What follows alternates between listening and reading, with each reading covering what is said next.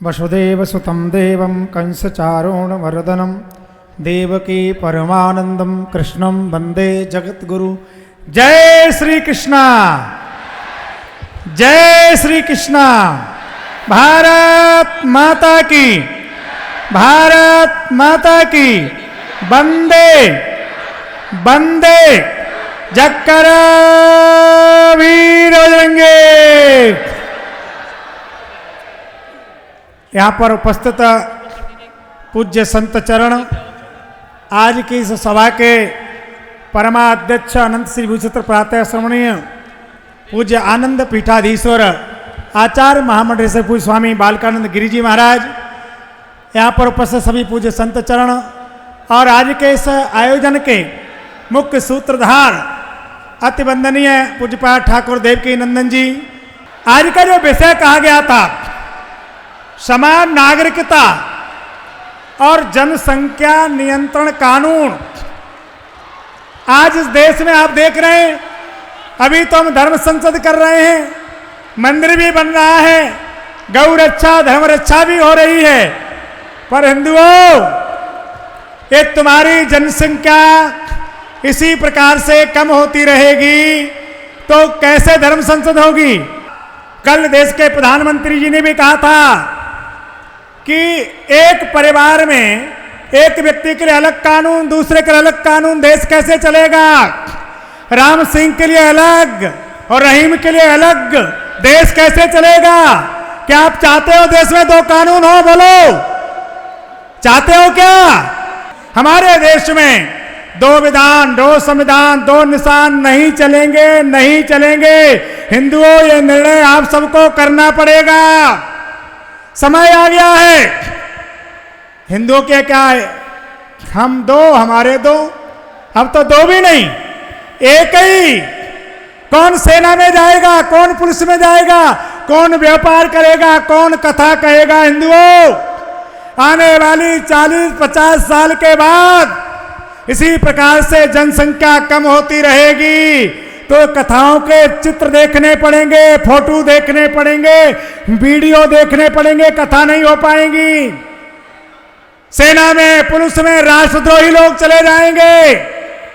अभी कुछ % लोग हैं, तब हमला हो रहा है। लाखों मंदिरों को तोड़ा गया था, लोगों की चोटियां काट करके टोपियां पहनाई गई थी, तुम चुप रहे। हजारों बहन बेटियों की अस्मिता लूटी गई, तुम चुप रहे।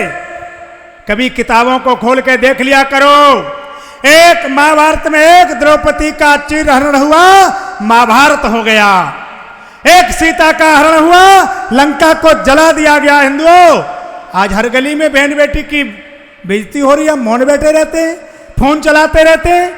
हमें आज की वर्तमान सरकार राष्ट्र प्रेमी है, धर्म प्रेमी है, फिर भी हमारे यहाँ कहा जाता है बिना रोए तो मां भी दूध नहीं पिलाती।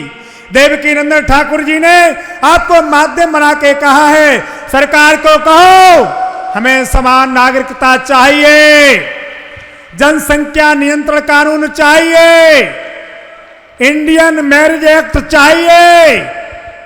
विवाह अलग ढंग से होगा, जनसंख्या अलग ढंग से करोगे। हम 5 हमारे 55 कैसे होगा? कब तक मौन बैठे रहोगे? ये वो कथा वाचक नहीं है, कीर्तन किया, ताली बजाई, प्रसाद लिया और चल दिए। वो देवकी नंदन ठाकुर है। भगवान कृष्ण ने कहा था दुर्योधन को 5 गांव दे दो, पांडवों को मैं शांत कर लूंगा।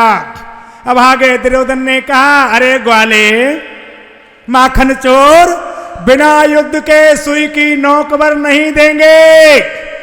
क्या हुआ?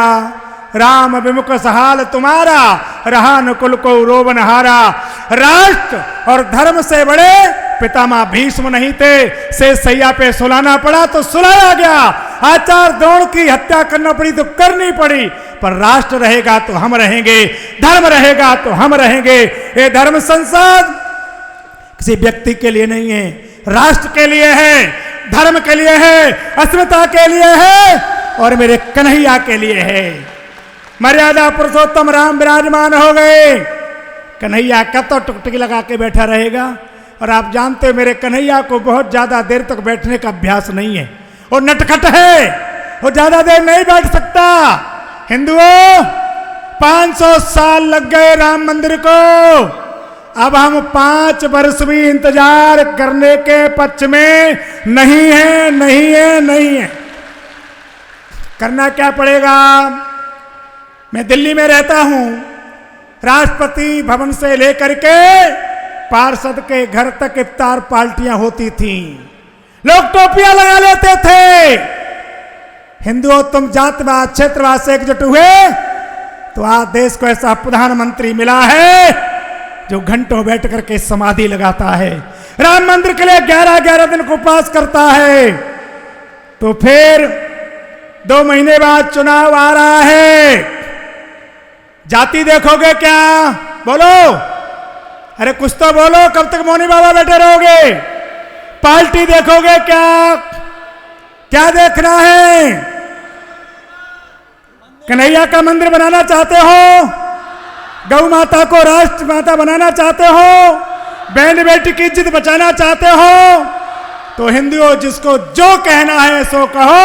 हिंदू समाज की रोटी खाता हूं, हिंदुओं के लिए बोलूंगा। तो अब की बार 400 पार, ये संकल्प लेना पड़ेगा आपको यहां से। इसी अस्मिता को बचाने के लिए, राष्ट्र के गौरव बचाने के लिए आदरणीय देवकी नंदन जी ने यह संसद का आयोजन किया है। संकल्प लेके जाओगे तो बहन बेटी और देश को बचा पाओगे, नहीं तो पछताओगे। जय श्री राम, जय भारत।